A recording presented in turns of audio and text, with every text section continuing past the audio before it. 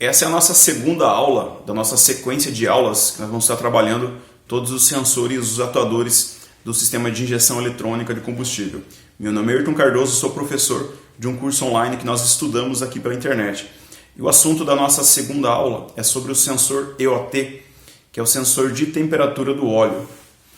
Já é bom frisar que nós temos um outro sensor também de temperatura que faz a medição da temperatura do ar. Esse sensor EOT em específico, ele faz a medição da temperatura do motor. Então são parâmetros diferentes, informações diferentes sobre a temperatura do motor, e depois que funcionar nós temos um outro sensor que nós vamos trabalhar em outra aula que faz a medição da temperatura do ar. Esse sensor, essa ponta dele fica rosqueado, né? O sensor fica rosqueado e a ponta fica na parte interna do motor, de forma que essa ponta tenha contato com o óleo começa a circular e conforme ele começa a aquecer, ele começa a mudar a resistência desse sensor. A finalidade principal desse sensor está principalmente nas primeiras partidas. Com base na temperatura do óleo, a central vai entender se esse motor está quente ou se esse motor está frio. E isso vai fazer um trabalho completamente diferente. Se você for analisar no sistema antigo, nos carburadores, as primeiras partidas nós puxamos uma alavanca manualmente, isso tranca a entrada do ar, mandando mais combustível. E aí com esse combustível, com mais combustível, essa motocicleta funciona, ela funciona melhor, começa a aquecer, nós temos que voltar a alavanca, porque senão o motor começa a afogar e depois não funciona mais. Esse sensor EOT, ele tem quase que muito parecido ali com o mesmo sistema do funcionamento, só que nós não fazemos isso mais de forma manual. Esse sensor vai informar para a central a temperatura que está o motor e com isso ela vai aumentar o tempo de ignição, mandando mais combustível para o motor. O bico vai injetar mais combustível, ficar mais tempo aberto, de acordo com a temperatura desse sensor. Você pode analisar que de manhã cedo, nas primeiras partidas, se a motocicleta ficar um tempo parada e esse motor estiver frio, você pode analisar que sempre nas primeiras partidas a lenta fica bem alta, próximo a uns 3.000 RPM, e depois ela vai reduzindo até na faixa de trabalho, que é mais ou menos entre 1.400 a 1.600. Aí ela mantém essa faixa de funcionamento. Mas nas primeiras partidas, com o motor a frio, ela fica com a lenta alta. E o responsável para enviar as informações é o sensor EOT, a temperatura que está o motor. Depois que essa motocicleta funciona, ela começa a ter referências de outros sensores. Porém, você ligou a chave, esse sensor já tem que informar para a central a temperatura que está o motor, para que ela já tenha a informação necessária para poder fazer a primeira partida correta. Se esse sensor der problema, ela vai informar um código de falha e a gente tem essa referência ali no painel, através de uma lâmpada. Nós chamamos a lâmpada de anomalia.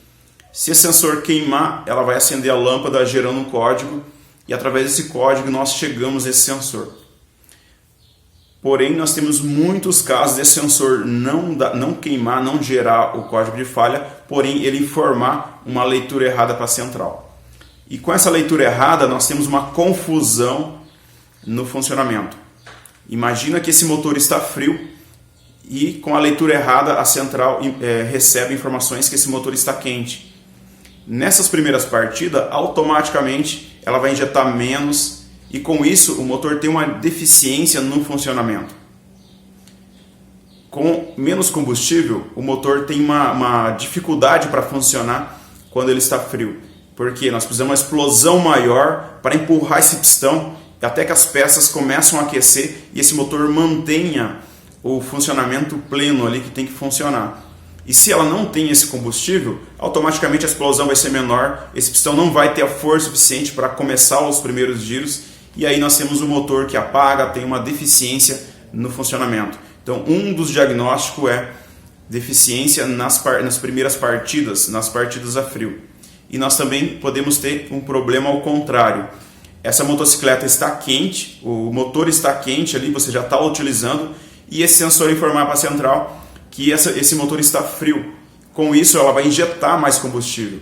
Porém o motor estando quente não precisa desse combustível a mais. Isso vai fazer o quê? Dar excesso nesse motor, vira fumaça preta no escapamento a motocicleta corta e ela vai ter algumas falhas. Então nós temos uma confusão ali de acordo com a resistência informada, né? Deixando passar mais voltagem ou menos voltagem para a central. Porque essa leitura, essa é a comunicação que esse sensor tem. Vai chegar um fio com uma voltagem, de acordo com a resistência e a temperatura, ela vai sair uma outra voltagem para a central. E com essa voltagem ela vai saber se o motor está quente ou o motor está frio.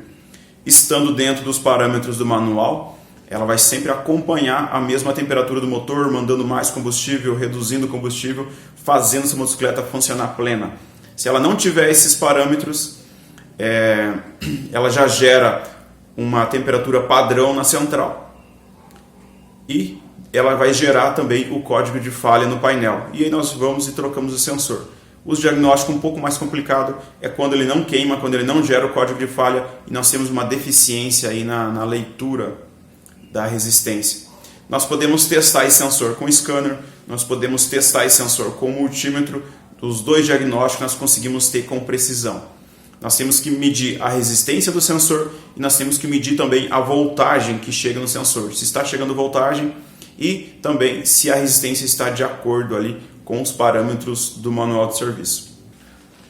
Vou pedir para você que você dê teu joinha ali, compartilhe esse vídeo e se você não viu o vídeo anterior, vai estar em algum lugar aqui no Facebook, no YouTube ou no Instagram e você acompanhe as outras aulas para que você faça uma junção do funcionamento de cada sensor e você tem um direcionamento aí para você estar estudando, para você estar entendendo melhor sobre o sistema de gestão eletrônica. E até a próxima.